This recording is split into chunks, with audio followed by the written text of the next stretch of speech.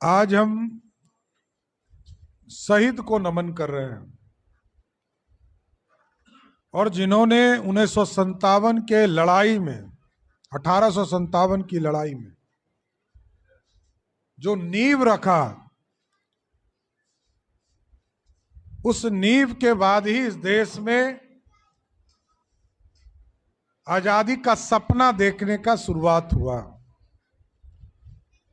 और शहीद गंगू मेहतर जी को मैं सच्ची श्रद्धांजलि देता हूं और विश्वास करता हूं कि अंतिम पंक्ति में बैठने वाला समाज से आने वाले व्यक्ति जो लड़कर इस देश को आजादी दिलाने का काम किए, सोच भी नहीं सकता है लोग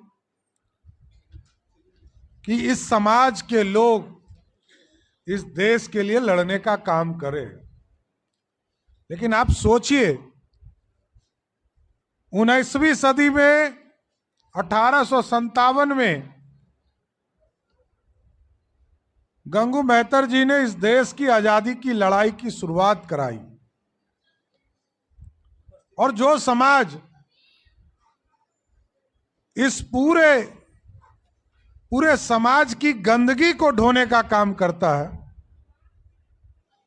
मलमूत्र त्यागते हैं, उसको ढोकर उस गंदगी को समाप्त करने वाला समाज हो, और वो भी सच्चा देशभक्त है। इसलिए हम गंगू मेहतर जी का इस मंच के माध्यम से श्रद्धा श्रद्धांजलि देना चाहते हैं। साथियों, हम नगर विकास मंत्री के तौर पर मेरे को काम करने का मौका मिला था और देश में जब यशस्वी प्रधानमंत्री आदरणीय नरेंद्र मोदी जी आए 2014 में, तो एक पूरी रूपरेखा, मलमूत्र त्यागने की कोई व्यवस्था भी हमारे पास नहीं थी। हम तो यही समझते थे कि नाला में गिरा देना है, बड़ा नाला बनाओ, उसी में मलमूत्र सब त्याग दो, और इससे कोई आउटपुट भी नहीं होता था। हम नगर विकास मंत्री के तौर पर जब घूमते थे तो देखते थे कई बहनें इससे जुड़ी हुई थी, कई साथी इसमें जो एकदम लोग इस काम को करने से भागते हो, मेहतर समाज इसको आगे बढ़ाने का काम करता था। क्योंकि समाज की गंदगी को साफ करने वाला सब दिन ईश्वर के समान होता है, मेरा यही मानना है। ये भगवान में तुल्य है। तो हमने एक मैकेनिज्म पूरी तरह खड़ा किया। मैं लंदन गया था तो मैंने देखा वहां स्ट्रॉन्ग ड्रेन अलग होते, बड़े नाला अलग होते, सीवरेज की कल्पना नहीं थी। 1932 में पटना में सीवरेज बना, अंग्रेजों ने बनाया, हमारे यहां कुछ नहीं था। पूरे पटना में 350 MLD को एक पूरा सीवरेज प्लांट शुरुआत कराया, और पटना में 4 प्लांट बन रहे हैं जो नरेंद्र मोदी की सरकार में थे, जो नमामि गंगे के तौर पर आप जानते हैं।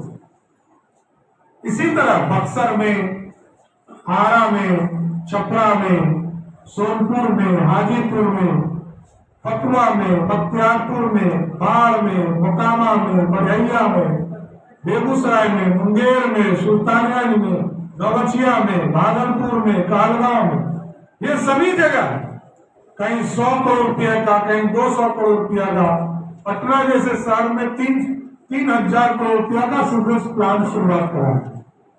और आज धीरे धीरे ये स्वरूप बन रहा।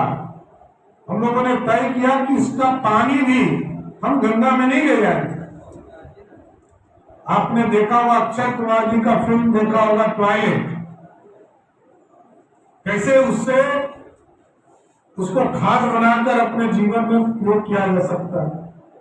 तो इन सारे चीजों को हमने तो इसको सीवरेज ट्रीटमेंट प्लांट के माध्यम से, स्थिति के माध्यम से सभी जगह, कहीं 10 मेगावाट बिजली उत्पादन, कचरा से प्रबंधन का काम, पटना में बैरिया में हम लोगों ने इसका व्यवस्था किया तो वहां से 15 मेगावाट बिजली पर डे उत्पादन हो।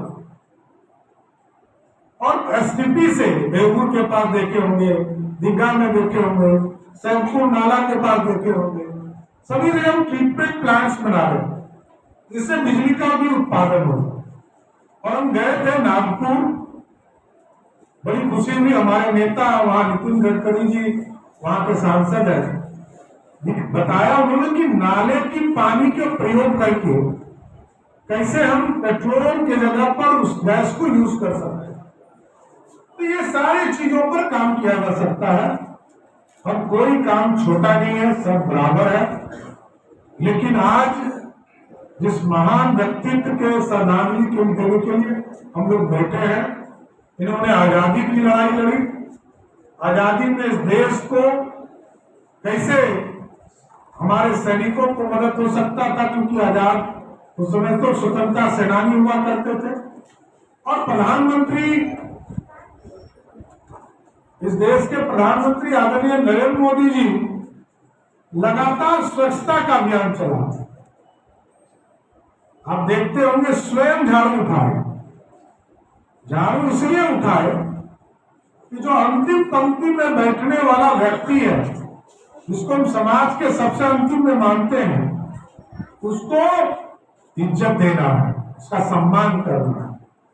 प्रधानमंत्री ने झाड़ू उठाया तो पूरा जो दलित समाज है, पिछड़ा समाज है, अति पिछड़ा समाज है, इस देश के 20 करोड़ परिवार को सम्मान देने का काम नरेंद्र मोदी की सरकार ने किया है।